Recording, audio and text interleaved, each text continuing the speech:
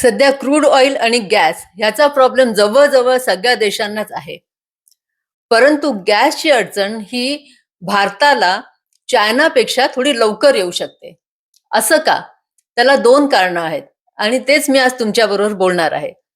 बोलता विषयमध्ये आपले स्वागत. तर पहिलं कारण जे आहे ते म्हणजे तुम्ही मॅपमध्ये बघू शकता. चायनाला लँडने जोडलेले जे देश आहेत ते आहेत रशिया, कझाकिस्तान आणि उझबेकिस्तान. हे सगळे देश हे गॅस इम्पोर्ट करतात. चायनाला सुद्धा आणि भारताला सुद्धा. पण हे सगळे देश चायनाला लँडने जोडलेले असल्यामुळे पाईपलाईननी चायनाला इम्पोर्ट करणं हे शक्य आहे आणि चायना ते करते. त्यामुळे समुद्री मार्ग जरी बंद असेल तरी सुद्धा चायना हे ह्या देशांमधून पाईपलाईननी गॅस घेऊ शकतो आणि ते आत्ता पण सगळं सुरू आहे. भारताला मात्र ते शक्य नाही. ते सुद्धा तुम्ही मॅपमध्ये बघू शकता.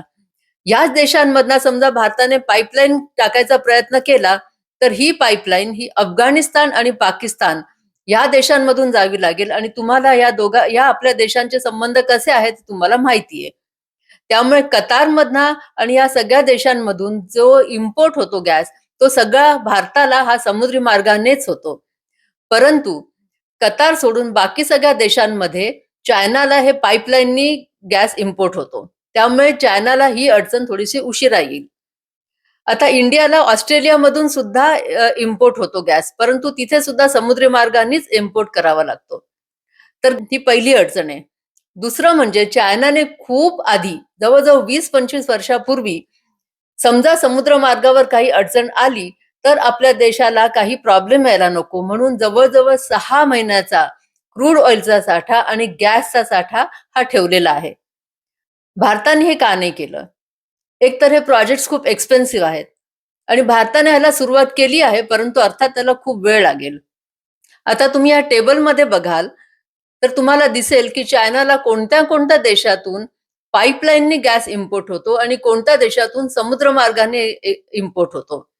तर तुम्हाला हे दिसेल की जवळजवळ 40% गॅस हा चायनाला पाईपलाईननी मिळतो. भारतामध्ये बघाल तर भारताला जवळजवळ सगळेच इम्पोर्ट भारताचे सगळेच इम्पोर्ट हे हे समुद्र मार्गाचे आहेत. तुम्हाला या सगळ्याविषयी काय वाटतं? असं वाटतं का तुम्हाला की भारताने ही काळजी का नाही घेतली, आधीपासून तयारी का नाही केली किंवा एवढी इन्व्हेस्टमेंट का नाही केली? तुम्ही मला हे सगळं कमेंटमध्ये जरूर सांगाल. आज एवढंच. Thank you.